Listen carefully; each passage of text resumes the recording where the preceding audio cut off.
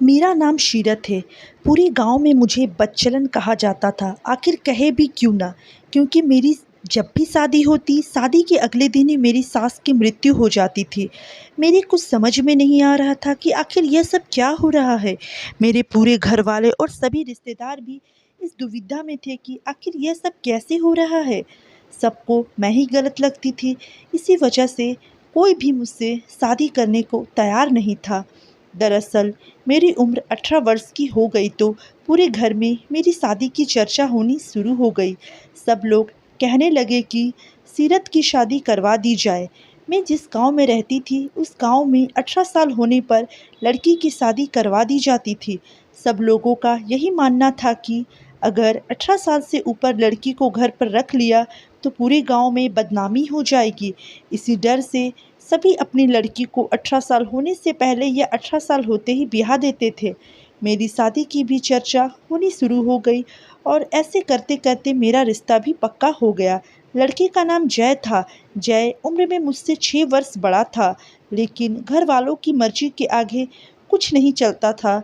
हमारे गांव में लड़की की उम्र नहीं बल्कि उनके घर पर धन देखा जाता था। अगर लड़की के पास ज़्यादा धन है तो वो बुढ़ा भी चलेगा। इसी वजह से मेरी और जय की शादी करवा दी गई। लेकिन जैसे ही मैं उनके घर गई, रात को मेरी सास के कमरे से एकदम से चीखने की आवाज़ आई और सब लोग वहां गए तो देखा कि वो मृत पड़ी हुई है। पूरे घर में शोक छा गया था। सब लोगों को लग रहा था कि अचानक से कैसे हो गया। घर पर आए सभी रिश्तेदार मुझे ही कोस रहे थे।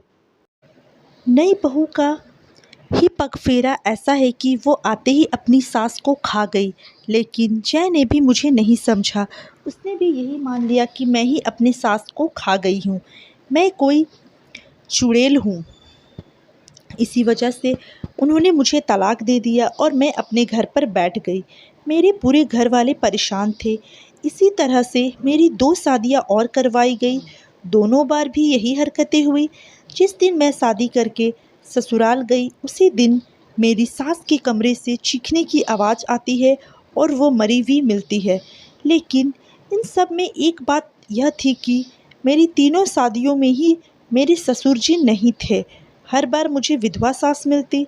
अब तो सब लोगों ने मुझे चुड़ैल कहना शुरू कर दिया था।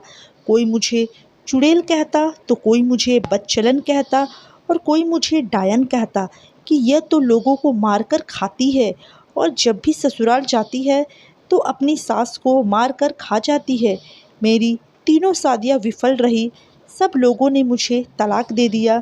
अब तो घर वाले भी मुझसे सीधे मुंह बात नहीं करते थे।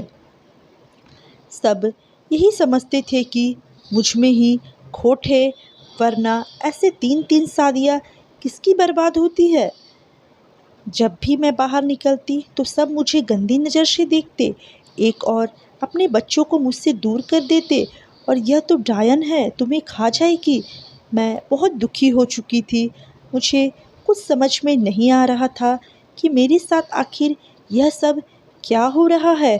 मैं तो बार बार यही सोचे जा रही थी कि अगर ये दुर्घटना होती तो एक बार होती, 2 बार होती, लेकिन हर बार ही क्यों।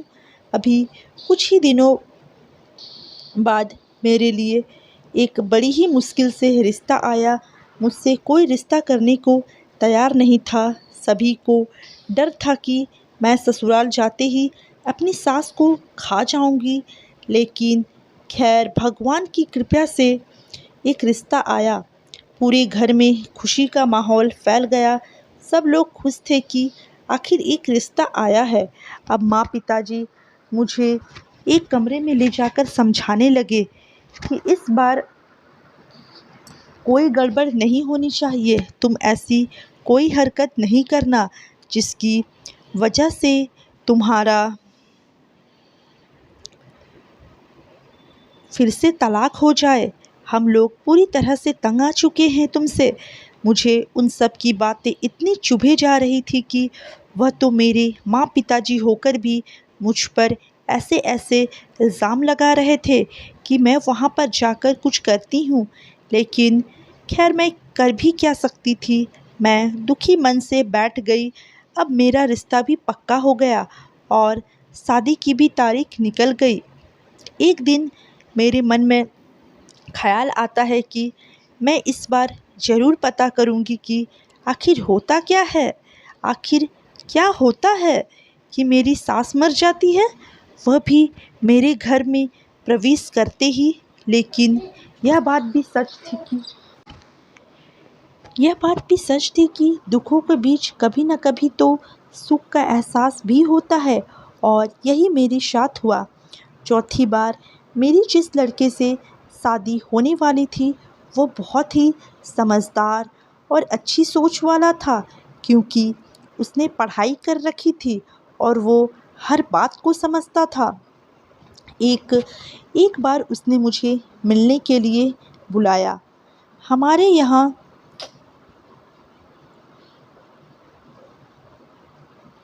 शादी से पहले लड़के से मिलने की अनुमति नहीं थी, लेकिन मुझे उससे मिलना ज़रूरी था, क्योंकि मैं उससे सारी बात कहना चाहती थी, जो कि पिछली बार 3 शादियों में हुई है। क्योंकि जब से मुझे मेरी सहेली द्वारा पता चला था कि वह लड़का पढ़ा लिखा है और अच्छी सोच वाला है, तो मेरे मन में एक अजीब सी तलब थी कि मैं उनसे मिलकर सब कुछ बताऊं। शायद वह मुझे समझ जाए, इसलिए मैं जैसे तैसे घर वालों से छुपते छुपाते अजय से मिलने गई, और उसे मिलने के बाद मैंने उसे सारी बात कह डाली। अजय ने कहा कि देखो, मेरे पिताजी भी नहीं हैं, कहीं हमारे साथ ऐसा ना हो जाए। लेकिन फिर उसने मुझे सांत्वना देते हुए कहा कि तुम घबराओ मत, हम इस बार एक प्लान बनाते हैं। हम सब कुछ पता करेंगे कि आखिर शादी की रात होता क्या है। मुझे बहुत ही संतुष्टि हुई। मैं पहली बार इतनी खुश हुई कि काश मुझे समझने वाला कोई तो मिला। मैं भगवान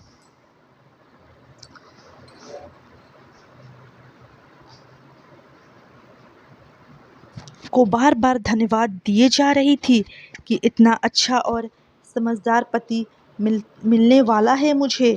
खैर, ऐसे ही दिन निकलते गए। मेरी शादी का दिन आ गया और बड़ी ही धूमधाम से मेरी शादी अजय के साथ हो गई।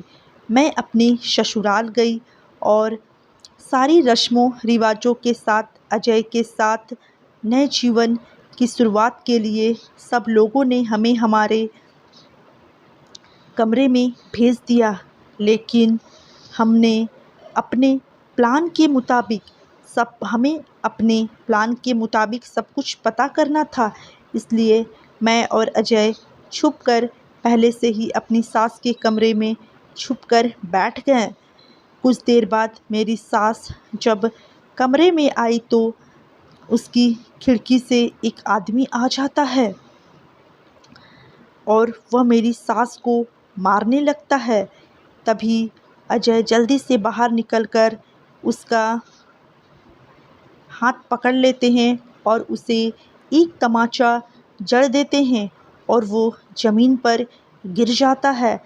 जैसे ही उसका चेहरा सामने आता है तो मैं घबरा जाती हूँ। मैं देखती हूँ कि यह तो रवि है। मैं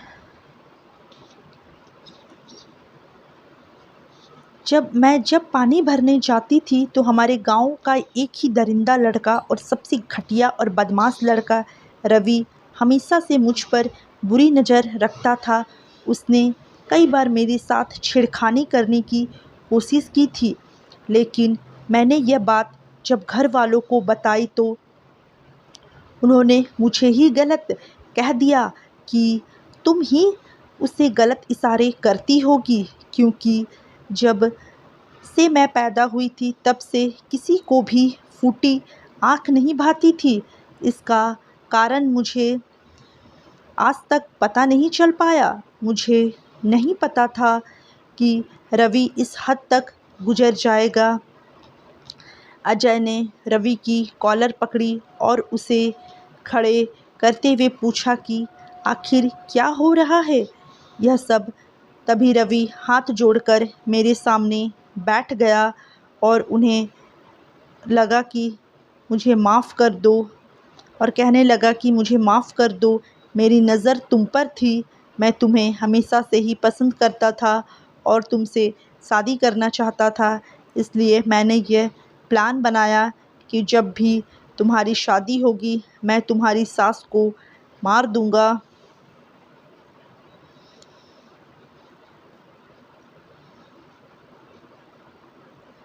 मुझे जब भी पता चलता कि तुम्हारी सास अकेली है तो मैं उनके कमरे में जाता और उन्हें मार देता। सब लोग तुम्हें ही डायन कहकर तुम्हें तलाक दे देते थे। इसी चीज़ का मैं फ़ायदा उठाता था कि जब जब तुम्हारे घर वाले तुमसे तंग आ जाएंगे तो मैं तुम्हारे आगे शादी का प्रस्ताव रख लूँगा और तुमसे मेरी शादी हो जाएगी। मैंने सोचा कि ऐसा करूँगा तो कोई तुमसे शादी नहीं करेगा और मेरा रास्ता साफ़ हो जाएगा। अब मेरी आँखों में आंसू आ चुके थे। मैं सोच रही थी कि प्यार भी ऐसा हो सकता है क्या? प्यार कभी नहीं कहता कि किसी की जान लो। मैंने रवि को एक कसकर थप्पड़ जड़ दिया और कहने लगी कि तुमने मेरे 3 घर बर्बाद कर दिए और मेरी सास का क्या कसूर था जिन्होंने बिना किसी कसूर के अपनी जान गंवा दी। तुमने 3 खून कर दिए हैं। अजय ने जल्दी से पुलिस को बुलाया और रवि को पुलिस के हवाले कर दिया। मैं इस सदमे से बाहर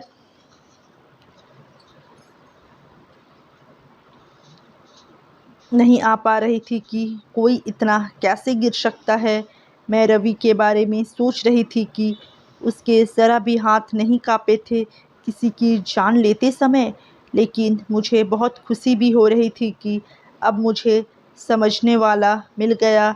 अजय अगर मुझे समझने वाला नहीं होता तो शायद पिछली बार की तरह इस बार भी मेरा तलाक हो जाता और मैं पूरे गांव में बदनाम ही रहती। मैंने अजय को कसकर गले से लगा लिया और रह रहकर उसका धन्यवाद कर रही थी और मन ही मन में सोच रही थी कि आज भी इंसानियत ज़िंदा है, आज भी अच्छे लोग ज़िंदा है। मुझे एक आशा की किरण दिखाई दी कि शायद अब मुझे कोई डायन नहीं कहेगा।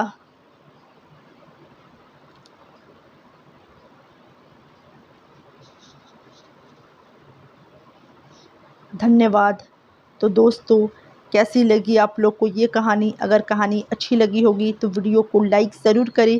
चैनल पर नए आए हों तो चैनल को सब्सक्राइब करना ना भूलें ताकि इसी तरह की फैमिली कहानी, पारिवारिक कहानी और सस्पेंस से भरी कहानी रोज़ाना आप लोगों को सुनने को मिलती रहे। Bye bye, take care, thanks for watching.